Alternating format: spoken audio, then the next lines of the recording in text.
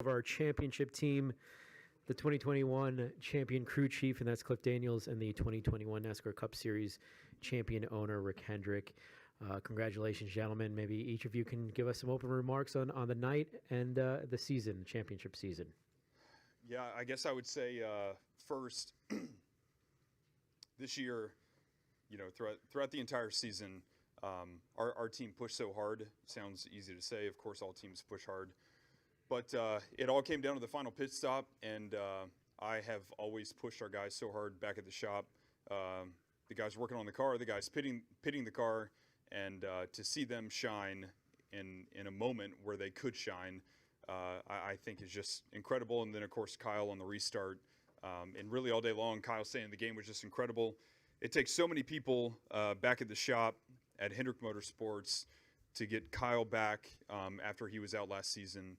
There's so many people behind all of this. I couldn't be more thankful. And, what it took to get today done was a really big deal for our company and for our team. So big thank you to Mr. H, everyone in the Hendrick family, Hendrick Automotive Group that's been sponsoring us really most of the year. And I know what a big deal it was to them. Chevrolet, all the guys behind us. And, of course, everybody back at the shop. Really, really cool day. Mr. H, you want to give us your perspective, please? Yeah, it was, it didn't look too good there with about 35 laps to go. But guys made a great stop. And, those four cars were pretty equal all day. And at certain times, our cars were better, and certain times the Toyotas were better. And we were just fortunate to have that caution, and the guys just knocked out a really good stop, and we were able to hold them off. So I'm real proud of Cliff and Kyle. I remember when Cliff didn't know who the driver was going to be this year. I said, I think you'll be happy. And oh, of course. Okay, if you have a question, raise your hand. We'll start here. Nate, Mariel Keys, we'll bring it to him, and then we'll go around the room. Nate Ryan, NBC Sports. A couple for Cliff. The speed of the pit stop was important, but how important was having the first pit stall? Very important, and that came from qualifying, which it's funny because earlier Kyle said he didn't know that qualifying mattered all that much. Well, it absolutely did to get that pit stall. What a big deal that was. And I think he was saying that more in the context of, there's going to be an ebb and flow to the race. Guys are going to be up front. You're going to be not up front. I know that that's how he meant that comment, when he made it. But it was pretty funny to me to hear him say that. But knowing that we had pit stall one, I think we had pit stall one for the last either 4 or 5 races of the year. So that was really a comfortable spot for our guys to be in. They have pitted from the lead a lot. They have pitted from, at the cusp of getting the lead a lot. So they knew how to be tough. So, yeah, that was a big deal. Well, Kyle wasn't alone. I mean, the narrative all week was from all the championship 4 teams, but aside from yours, we're not going to put any emphasis on qualifying because the top 4 guys get top 4 pit selections. But did you guys put emphasis on it? I mean, obviously, that was a big key, was winning the pole and being able to get that stall. Yeah, all of our homework was done Monday, Tuesday, Wednesday, and I guess a little bit Thursday on qualifying, but none while we were at the track, which sounds crazy to say. We knew on Tuesday that we were going to do top 3 and 4 coming to the green, which we did. We were going to run top 1 and 2 on the money lap, which we did, which was lap 1, and then just pray in 3 and 4, which is exactly what he did, and we got the pole by a 1/10 and a half. So the plan that we had established on Tuesday for how to go qualify is exactly what Larson executed, which was just incredible. Honestly, that had nothing to do with the car. That was all him. Do you think you benefited, though, at all from having the plan where other teams, like I think some teams didn't make mock runs in qualifying? Well, we didn't make a mock run either. Okay. And that was kind of by design. Big thank you to Greg Ives, the 48 team, because there are some things that we were thinking about doing in a mock run that was a little different than what we had done, all of the Hendrick cars in years past. And the 48 tried that out in practice with Alex, and it went okay. They actually looked pretty good on their mock run. So if it weren't for that data point to help tell me what to do with the car, just to get it close, I knew Larson was going to nail it, of course, either way. But that helped us get where we needed to be. So the 48 doing the Q run in practice that we did not, coupled with our prep Monday and Tuesday, I think is what made the difference. And last one for me. Do you think you had the fastest of the 4 cars, or was it just a matter of getting out not. first? No, we were No. terrible halfway through the race. We were terrible is a strong word, but compared to our standards this year, that I never expected to set the bar that high to ourselves, where we could go dominate in lead laps. We were not where we needed to be. I am familiar with what he needs to be comfortable in a car, and unfortunately, we did not give him that for most of the race today. So we had to make a lot of adjustments. There was a wrench in the window every single pit stop. We knocked in rubbers. We did all sorts of every spectrum of air pressure that you could try, even one by accident, that helped us. And even the final pit stop that the guys had an amazing stop was all 4 tires had different air pressure. It was a track bar change and tape, and they still won the race off pit road. So that was pretty cool. Denny said you guys were probably 4th fastest. I believe it. Yeah, we were I tied for 3rd. Go ahead, Dustin. Dustin Long, NBC Sports. A couple questions. First for you, Rick. Was talking with Jeff Gordon in Victory Lane, and he talked about beginning of the year, maybe a little bit of reservations of how much racing to allow Kyle to do beyond this series. And he, Jeff said he was for it, but he said you were more the logical mind and kind of had some issues or concerns. How were you kind of convinced to allow him to do these things to where he's not only won here, but won a lot of major events throughout the country and on dirt? Yeah, when you talk to a driver and in his heart that it's really important to him. And I told him, I said, look, I don't want you to get hurt. And he said, it makes me better. It keeps me sharp. He said, I think it helps me in the Cup car. And so I just agreed to let him do it. And, of course, you have reservations, but he convinced me he wasn't going to get hurt. So I'm going to hold him to that. Were you concerned with him? Obviously, I know you wanted him to tone it back during the playoffs, but how much of a concern was it that he wasn't going to be able to do as much racing at this point because that was kind of his DNA? Yeah, well, he agreed. We talked about it, and he said, when we get in the playoffs, I'm going to back off, and he did. And I think his focus was he wants to win races. He wants the Cup deal is his main job, and he knows that, and he wants to win every race. And he convinced me, and I think Cliff and I talked about it, and we talked to him about it, and we said, now, we don't want you getting in late in the middle of the night to get in the Cup car. But if you want to run during the week, you can do that. So it all worked out. I'm curious, everybody talks about what a special talent Kyle is, a special athlete. So, and you obviously had the opportunity to work with Jimmy, but when you work with somebody like that, and how has Kyle challenged you, and I don't mean maybe not directly, but just to work with a talent like that, to know what is there, how does he challenge you, and how do you have to challenge that type of talent to, even for as motivated as he may be, to remain up high as opposed to being comfortable with what he does? Yeah, really good question. The first thing that I would say, he grew up dirt racing out west. I grew up pavement racing on the East Coast. You literally could not get farther apart on the spectrum of racing. The connection that we had was our passion for racing. So yes, I grew up pavement racing on the East Coast. Very specific types of racing, very specific, way that you progress through the different series. So that was what I was accustomed to. Then getting to know him, there was this entire different world of dirt racing that I had really only had small exposure to.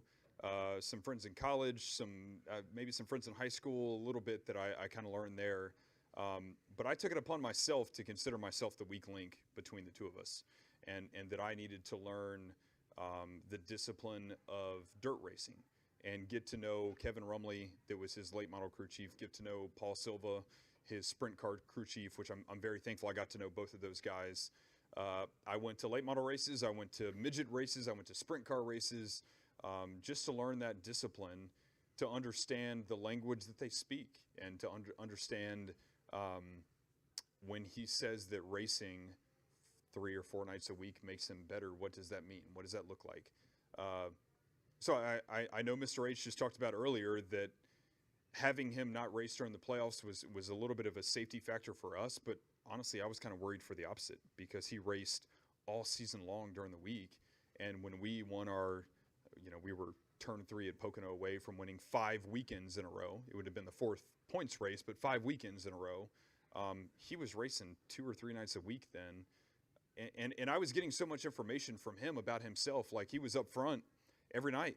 And if he got beat by somebody on a restart, he would tell me what he did wrong, and it would help me learn what he needed to look for out of himself and out of the car, whether dirt or pavement or any series, moving forward. So that information to me was really invaluable, because I don't know how else I would have gotten it. Even if we had Cup practice and Cup qualifying, I would not have seen Kyle Larson on the front row of some race getting beat by anybody, that he could then tell me, hey man, when this guy beat me, this is what I did wrong. And I could see this playing out this way in a Cup race or a late model race or a sprint car race or whatever.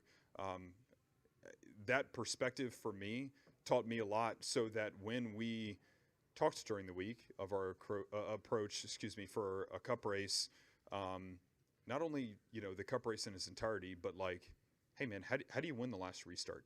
How do you set up a guy to pass for the win, whether it's at the end of a playoff race or not, championship race or not? How do you position yourself? How do I make adjustments through the car? How does he see what he needs to see? That meant so much to me throughout the year. And I know it did to him. I don't know that he recognized it at first, that I was learning that much from him. But later in the year, especially in the playoffs, he knew the page that I was on, kind of learning from him, and again, trying to understand that world and understand him more, that I could put underneath of him what he needed to go get it done. We were the 3rd or the 4th place car for most of the day today. For the final restart, we made a handful of adjustments, had an amazing pit stop, and our car held off everybody in the field for the final run of the race. Well, I made a lot of adjustments to do that because I knew what he needed, if that makes sense. So all of that, I know I'm rambling a bit, but all of that led us to that final pit stop, those final adjustments to get it done today. We'll stay up front to Bob.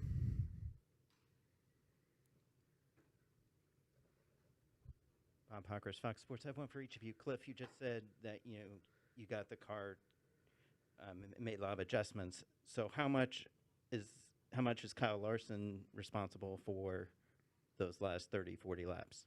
He's responsible for sitting on the pole, which is stall 1. Stall 1 is responsible for part of the equation that led to the last pit stop. 90% of the equation was the guys having an amazing stop. 10% of the equation was stall 1. And then the last 25 laps, I would attribute a lot to him, because he knew what he needed to do out front. I told him when we were standing on the stage in Victory Lane, I said, man, your patience, when you got out front, and no, the car wasn't perfect, but he knew how to not miss a corner and miss his line and overrun himself to then have a good exit, maintain his pace ahead of Martin. That was pretty crucial. So yes, we had some adjustments in the car. Absolutely, we had an amazing stop, but I think if it weren't for his maturity as a driver, not only is he one of the greatest talents in the world currently, but I think he's now set himself at a level where people can consider him an incredibly smart racer. I think that was the difference at the end. And for Rick, the kind of the perception of Kyle was that, he's always more into sprint cars, and wow, this was a challenge. This wasn't his, huge love. And I'm curious if that perception, A, ever made you wonder whether you should hire him, and B, was there anything that you saw this year that made you think that perception is not accurate? Absolutely. I had heard the stories that he couldn't close, that he was fast and he would run near the wall and he would, he'd wreck. And, when we got him in the car, it was pretty obvious pretty quick that he could run the whole race, and he was fast and he took care of the car. And no, I knew his talent from watching him when he was driving for Chip, and could see some of the things he could do with a car. And so he's impressed me. I think, as Cliff just said, I think his ability to know how to race has impressed me a lot this year, because he's fast, but he knows how to race, and he knows when to race and when he needs to just take care of it. Go to the press box real quick question. Jerry Jordan kicking the tire set net. I have one for each. For you, Cliff, you may not be aware, but the 11 and 19 cars actually sent out empty haulers and kept the cars back and rode them out on the 18 and 20 to massage the cars. Did you guys do anything like that? I know you had extra time to work on the cars, but did you hold your cars back at all? No, we didn't. And the one thing that I would be remiss if I didn't say, Jesse Saunders, our car chief, has worked his entire career to be able to be on this stage today. And I'm really sad that we failed tech twice, and Jesse got, basically pulled out of the racetrack. Monday, when we got back from Martinsville, Jesse was at the shop at 5:30 a.m. He worked till 2 a.m. that night. He was back at 6 a.m. the next day. He worked until midnight on Tuesday, which is when we loaded our cars. And we had talked about sending the primary haulers out empty with their cars, because there was a NASCAR parade in town in Phoenix that, of course, we didn't want the haulers to miss. But we had a deadline that we had to hit, which 10 o'clock, midnight, somewhere in there on Tuesday night, that if it weren't for Jesse personally and the work that he did, I know we would not have made it, and I know we would not have had the car prepared as well as it was. I only made it to midnight on Monday, and I flapped out, and then I came in. It was probably 7 a.m. on Tuesday, I guess it was, and he was 2 and 6, if that makes sense. So that was the difference. I thought I had heard that the JGR cars had done that. Obviously, it was a tight timeline trying to get everybody out here to Phoenix safely, make it in time for the NASCAR parade in town in Phoenix, and still be able to be on track on Friday. So big thanks to the guys back at the shop, and I'm telling you, Jesse Saunders is a BA. Thank you. And for Rick, that's a little different. He came in for the celebration. Jenna just asked if Jesse came back in. He came in for the celebration. So thank you. Rick, for you, a little different topic. Chip Ganassi waves goodbye to NASCAR after 20 years. Your thoughts on competing against him and knowing him throughout that entire time? Chip is a good friend and a great competitor, and what he's done in open wheel and the championships he's won. And we built motors and for him and for I don't know how many years, and he's been a good friend. I hate to see him go. I hate to see him retire from NASCAR, but he's got his plate full. I think he's in IMSA now, off-road, and IndyCar. So I guess he thought it was time, but he surprised a lot of us. Okay, we're going to the back corner. Jonathan, raise your hand. There you go. Thank you very much. Jonathan Field, the raceexperts.com. Question for Rick Hendrick. This is the first time where somebody has won the NASCAR Cup Series championship in their first season with you. Just looking at Kyle Larson's performance during the championship run, how does it stack up to other championship runs you've been a part of? I think back to Jimmy Johnson, and I think Kyle broke Jeff Gordon's record laps led. So I've been very fortunate to have some champions that have won a lot of races and led a lot of laps. And I think the competition's pretty fierce. I'm not saying it was any harder today than it was back when Jeff or Jimmy won. But I think I'm just surprised that Kyle and Cliff jailed as quickly as they did. And our crew chiefs have worked so hard together. We say we're one team with 4 cars. Chad Knaus is back in the shop. And when you put the talent of our crew chiefs and you look at William Byron's maturity and how he's raced this year, Alex won 4, Chase won 2, and I think we were, 18 races, and it's the organization really is the strongest across the board that I think we've ever had in balance, all 4 cars. Okay, we'll stay back there to Zach and Davey. Zach Sterniolo with Front Stretch. For Cliff, you talked about processing all of that information that Kyle gives you and how you're able to translate that into the car. What have you learned about yourself in taking that information and actually being able to make those adjustments as efficiently as you guys have been able to? Yeah, I think I've learned to still trust some of my experience in racing. Obviously, through the last 3 or 4 years where, the teams that I've been on and the team with Jimmy, we didn't get all the things right, from the team side of things. We didn't get the results that we needed, maybe didn't always make the best adjustment. I have been in racing since I was 4 or 5 years old, and my dad was racing late models at Langley Speedway. There's so much that I've learned along the way, and I have learned from the incredible leadership at Hendrick Motorsports from Jeff Andrews, Chad Knaus, guys like Alan Gustafson. He's been a big role model of mine. And then connecting with Larson this year to piece together what I know of racing from my background, what he knows of racing from his background, and then to still go with the gut racer instinct. We did a lot today. I mean, for example, today we ran 6 laps. Caution came out, and we were the only car that pitted. Marty Snyder with NBC came down. He's like, man, is anything wrong? Why'd you pit? I'm like, well, the run is about to be 68 laps still. If it goes green, we're going to win the stage. We have the best tires. I know we are. Everybody probably thought I was crazy at the time. Heck, I thought I was almost crazy at the time. But I knew from looking at the lap times from lap 1 to lap 5, the field had already fallen off 1 to 2 tenths already on lap 5 or 6.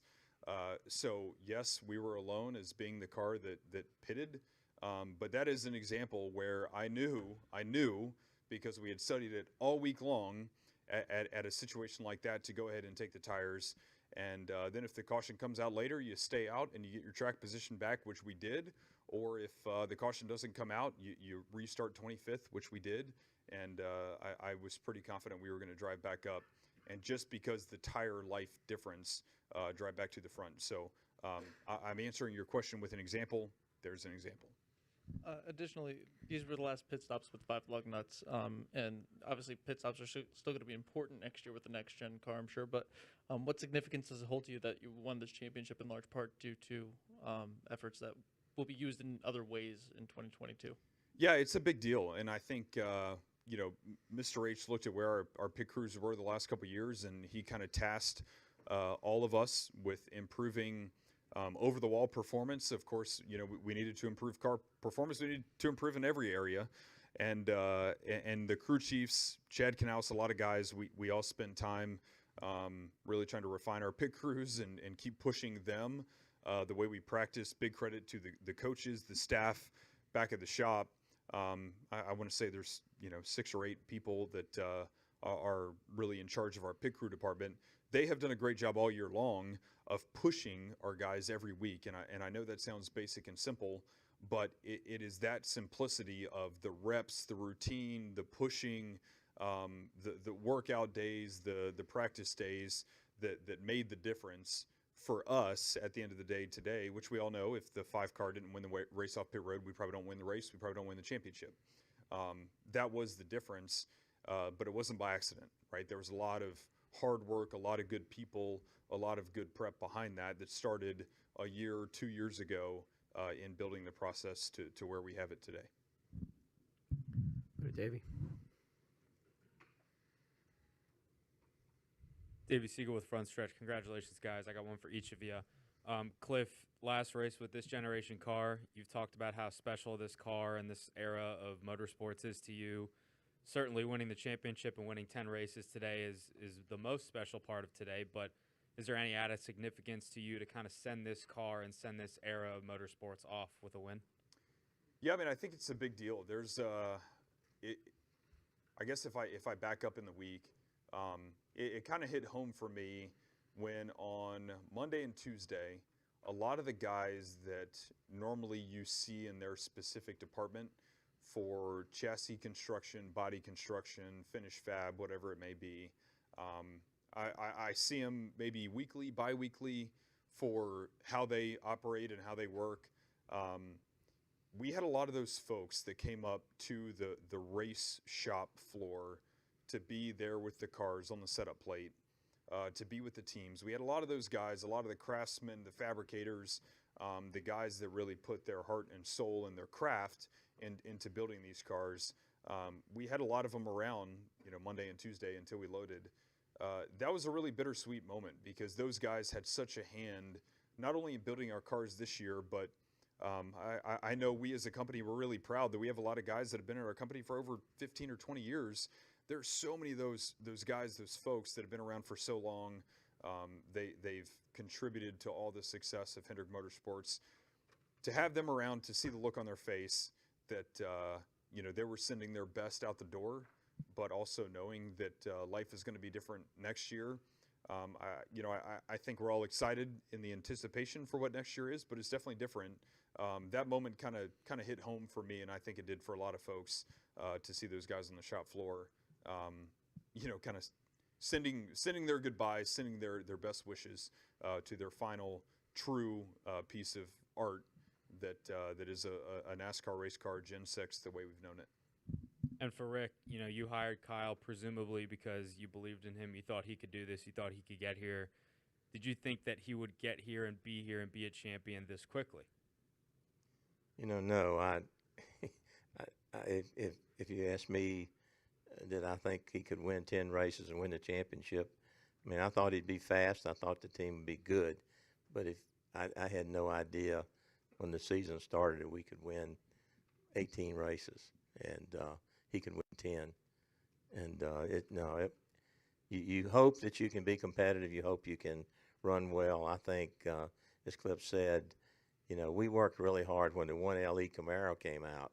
We were behind with the original car, but the 1LE put us in the ball game. And so we started running well and winning with that car. And, hate to see it go. I think Chase had the last. We started building chassis in 87. And Chase's car was the last chassis we built today. Go to Jim next. Jim, can you raise your hand up?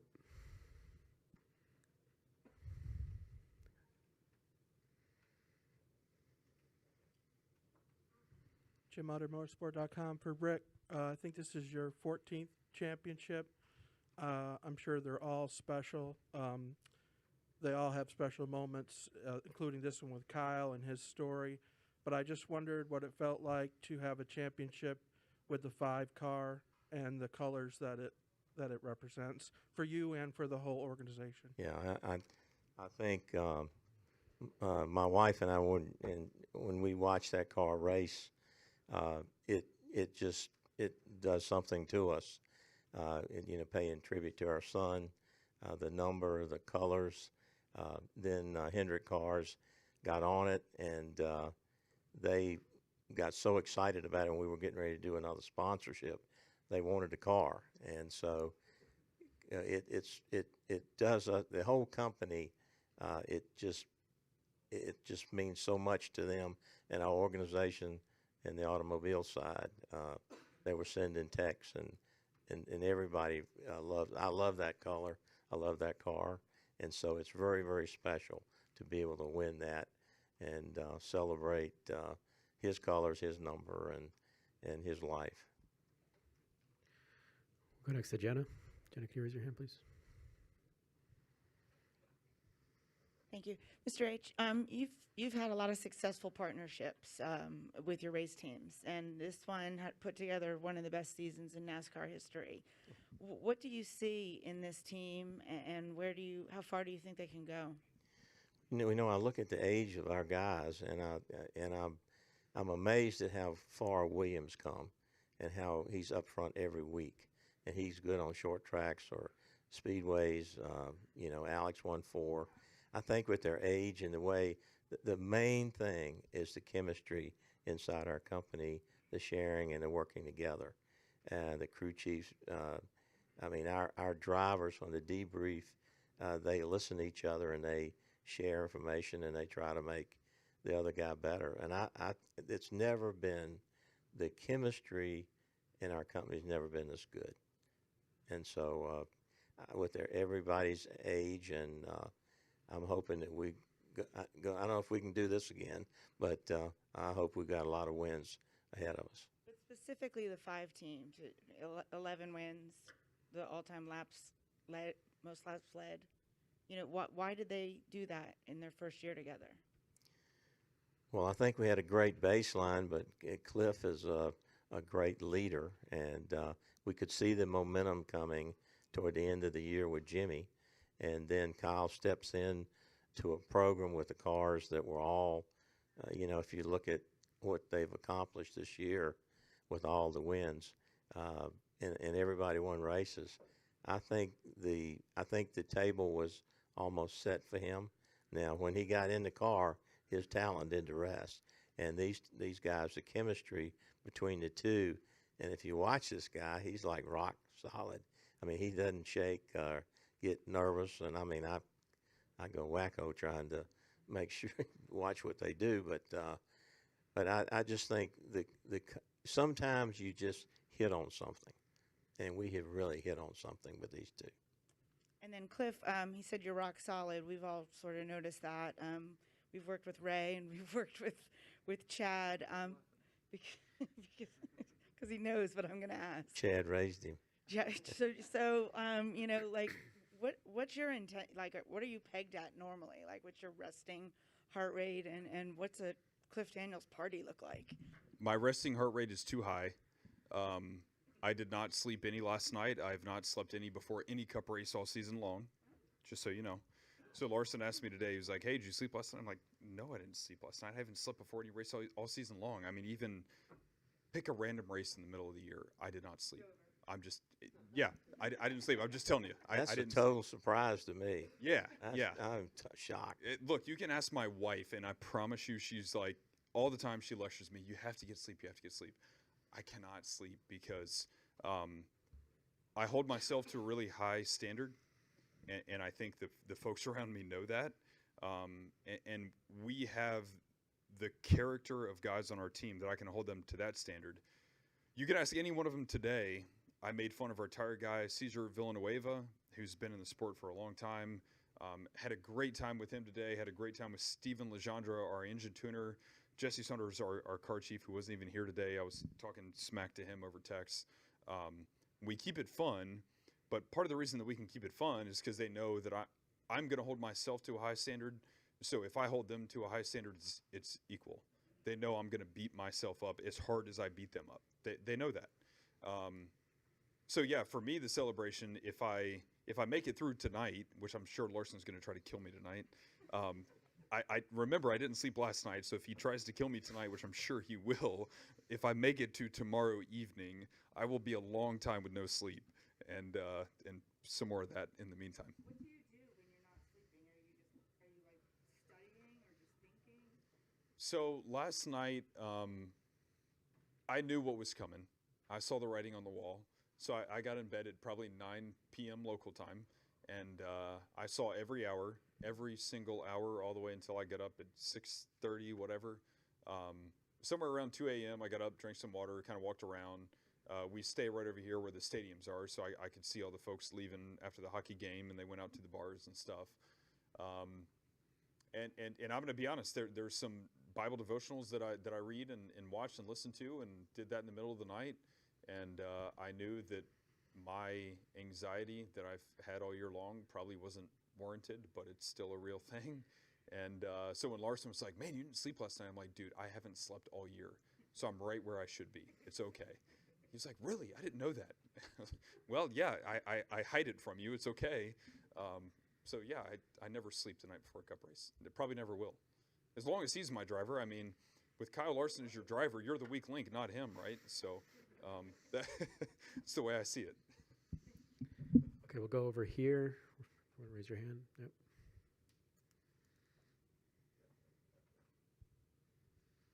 David Swelp, ESPN Radio Albuquerque.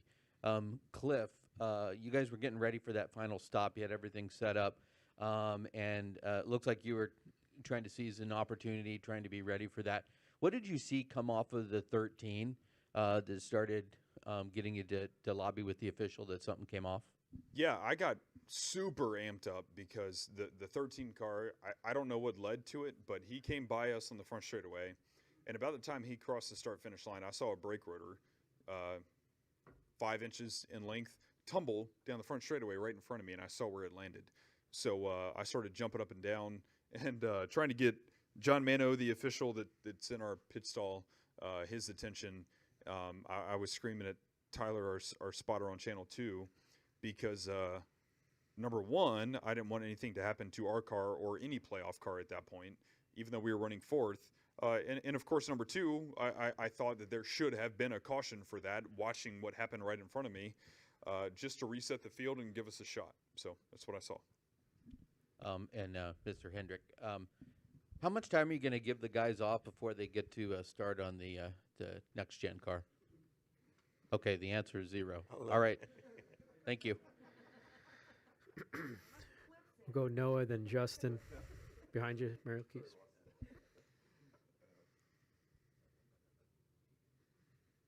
Cliff, obviously this is just your second full-time season atop the box, and you know, it kind of gives shades of Chad and Jimmy and the success that they had very early on, and now you have 10 races won and your first season winning and a championship to go along with it. I mean, how much do you think, after working with so closely with Chad, he's influenced the way you direct the team?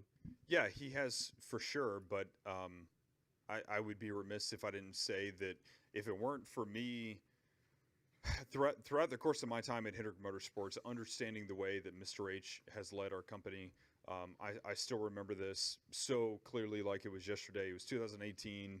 Our team, our company, was not at all where it needed to be. Mr. H stood up on stage as the leader of Hendrick Motorsports and said, "Hey, I acknowledge that we're not where we're supposed to be, but we are going to take all the people in this room. We're going to move some things around if we need to, but we're not going to go, fire a whole bunch of people. We're going to take the people in this room, and we're going to lock arms, and we're going to get out of this together." That was in 2018. All of you know, all the statistics show that 2017, 2018 were not good years for our company. To build out of that to where we are now was first and foremost a testament to him. And then, of course, the influence of Chad and of Jimmy on our team will always be there. Myself, I would say 7 or 8 other team members on the 5 team have been with Chad and Jimmy either for the 7th championship like I was in 2016. Some of the guys have been there even before that. We've all learned from them. They were the true benchmark for a champion on and off the track for so many years. The threads of Chad and Jimmy are always going to be with us. I've also been fortunate to learn from guys like Alan Gustafson, whose approach is a little different from Chad. I think Alan probably sees the 30,000-foot view of life and your season and your approach week in and week out more than anyone. And then Chad was the guy that has always pushed and focused on the tiniest little detail that you could possibly find on a race car to make it faster. So if it weren't for guys like that I could learn from, and of course the leadership from Mr. H to keep our company together, to keep everybody rowing the canoe in the same direction. Again, I know it sounds so basic and simple to say, but if it weren't for that, our team would not be where it is today. And then talk about, just 3 years ago when you did get tapped and brought up to the top of the box. Did you think at that point that you could ever be sitting at the table here? Yes and no. The yes part is because with Mr. H, Jeff Andrews, Chad Knaus, all the other guys in our company, that their passion for making sure that the crew chiefs, the teams, the company has the tools and the resources that we need, the people that we need to get it done. That's a formula for success. I'm not unique in sitting here in this position. Mr. H won the championship last year with Alan and Chase. He's won it so many times with so many different crew chiefs and drivers that he knows the recipe to success. And then knowing the strength of our team, I knew that it could happen that way. And I guess the no part to the question is nobody could ever dream of having a season like we've had this year. You can't script this. You can't even draw this up on paper. I think even winning one race a year in the Cup Series is a big accomplishment. And then when you look at the season that we've had this season, honestly, it's not sunk in for me yet. It's probably going to take a little while. It's truly a dream come true. We'll take 3 more. We'll go Justin. I'll take 4 more. Justin, Kathy, Alex, and Kelly. Justin Schuler kicking the tires. First off, congratulations to both of you. Cliff, you mentioned Bible devotionals earlier. We know you value your relationship with God with all your posts on social media, especially saying God is good all the time.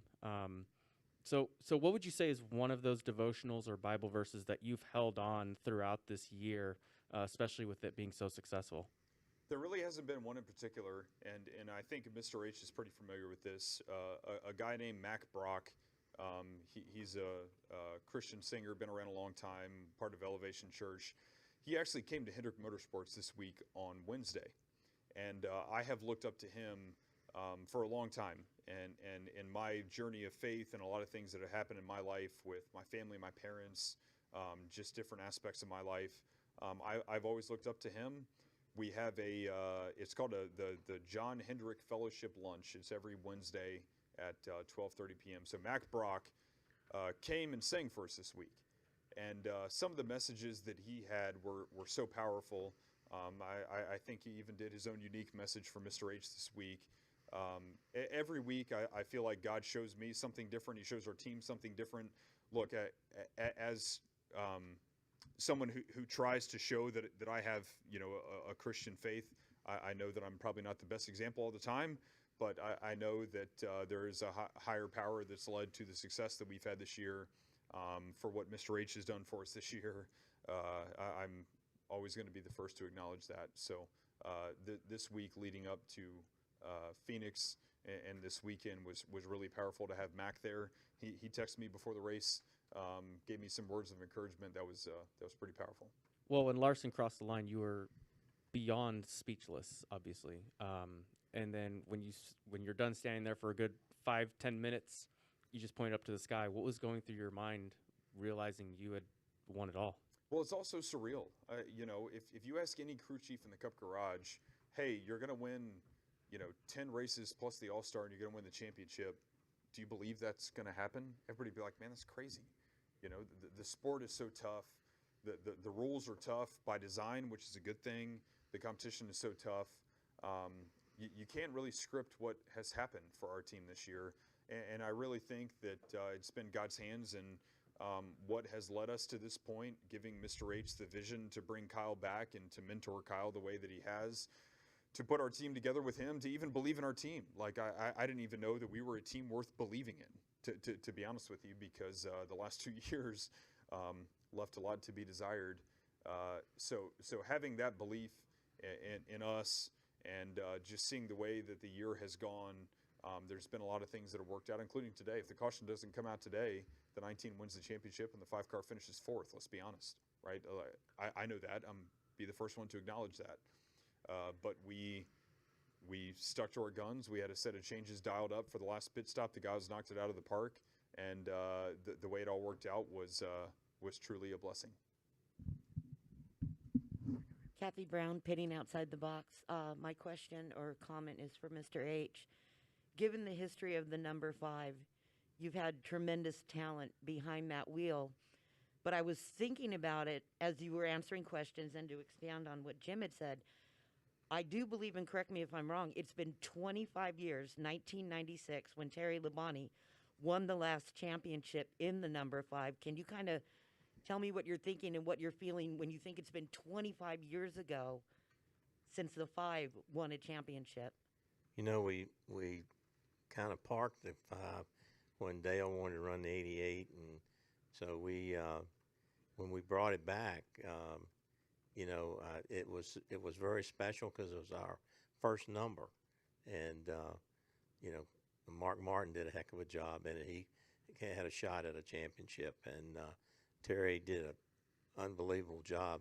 I don't know if you remember here when he hit the wall and broke his hand, and we thought he had to park. We didn't think he could race, and he got injections in his hand and went out and got the job done in the backup car. And no, I don't think we've probably given the 5 a chance. And but it's anytime you have your first number and it's got such a history with the family, it's special. And so everybody in motorsports was really excited about bringing it back, and then the colors, and also it was, you know, I think there'll be some more championships for the 5 car. Thank you. Kelly, can you raise your hand? We'll go to Kelly, and then wrap up with Alex.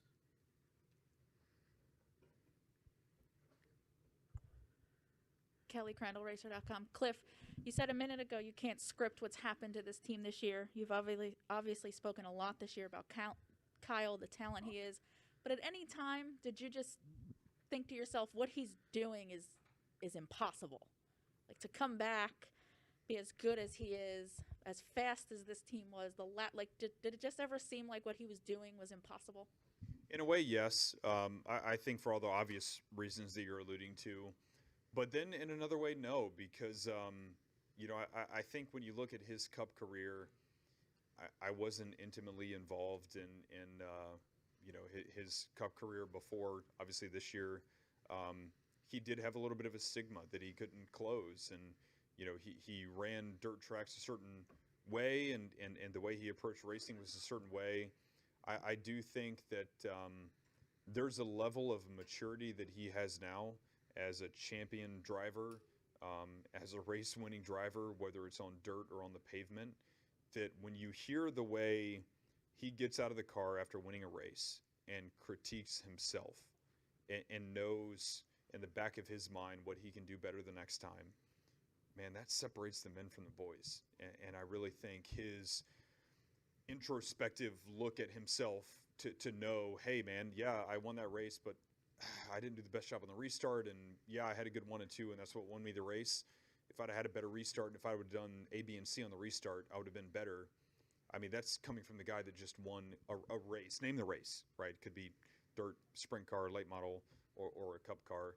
He and I have had a lot of those conversations, so it kind of forced me halfway through the year to change my perspective from just always thinking I was the weak link and to try to give him what he needed in the car, to then put myself in his headspace to understand where he lives with himself, and then to help him, you know, to help him solve the equation when he scripted up the equation. Hey, I'm, you know, leading a, you know, 410 World of Outlaws sprint car race with 3 to go. Here's the lane I'm going to choose. Here I'm going to do the restart. Here's how I'm going to go into turn 1.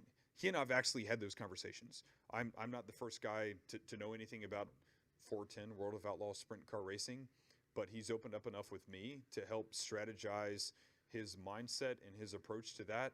I also know that Josh Wise has been a big part of that. That has helped us a lot throughout the year, and we even talked this morning about really 3 different scenarios that could happen at the end of the race that he needed to be ready for on offense, on defense, or anywhere in between. Connecting at that level is pretty powerful. Rick, you're not done. Next week, you have the opportunity, you and HendrickCars.com, to close out an NHRA championship with Greg Anderson. What would that mean? That would be pretty special. When he broke the record, that was a big deal for us. And again, it's got that paint scheme on it, and you know, I think a lot of Greg, and that would be really. I don't know how we could cap off a year any more special than to have him win that championship, and then the 5 car win the Winston Cup deal. So that's I know he wants it really bad, so I hope, fingers crossed. We'll wrap with Alex. Alexandra with the Charlotte Observer. I've got 2 for Mr. H. Kyle talked about watching last year's Cup Championship in the Hendrick Motorsports War Room as kind of this full circle moment. So I'm assuming you were kind of helped put that together. I know you were here at the track, but what do you remember about those early moments, kind of signing him and bringing him on and getting comfortable with him? You know, the more I was around Kyle, the more I appreciated the kind of person he was and all the things he was doing out in charity. And I think last week or the week before, he visited 3 food banks and gave out a ton of money. And I got to know the person. I knew the racer, but got to spending time with him and his family and how dedicated he was to doing the right thing. And, you know, he's done everything he could to get back into the sport and carry the you know, be something we're all proud of and he's proud of. And he's been more talented than I thought he was, and he's been a unbelievable person. He's got a big heart, and he's done a lot of things that nobody in here knows about.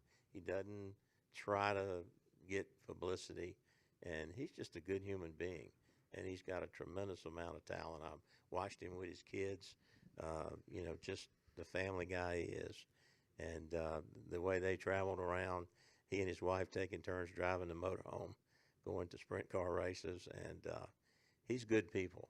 And I didn't realize, I knew he had talent, but I didn't know his soul. And he has really impressed me with the individual that he is. And then earlier this year, you talked about wanting to keep this band together and wanting William and Chase to eventually retire with you guys. Is that still the plan? And what's the plan for Kyle? Well, I want to try to keep him I hope he retires with me. I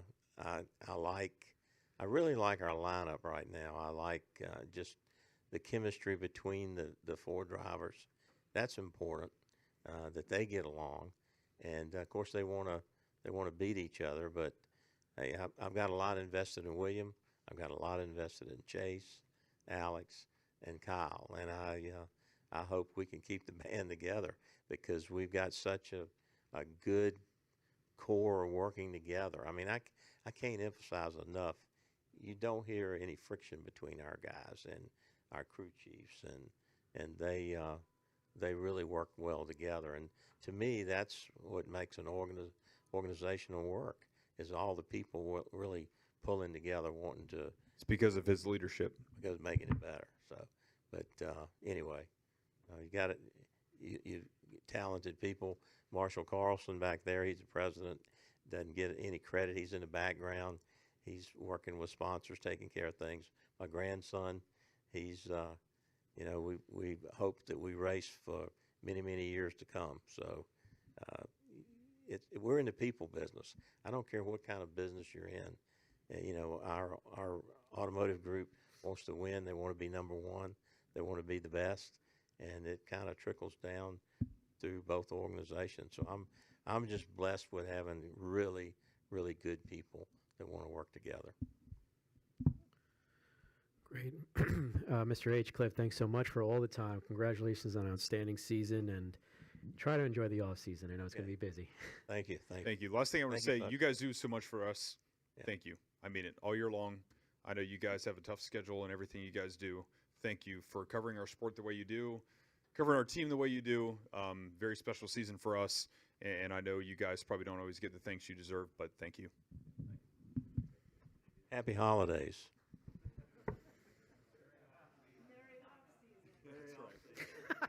You have a T-shirt like that? Yeah. You gonna get a picture of me?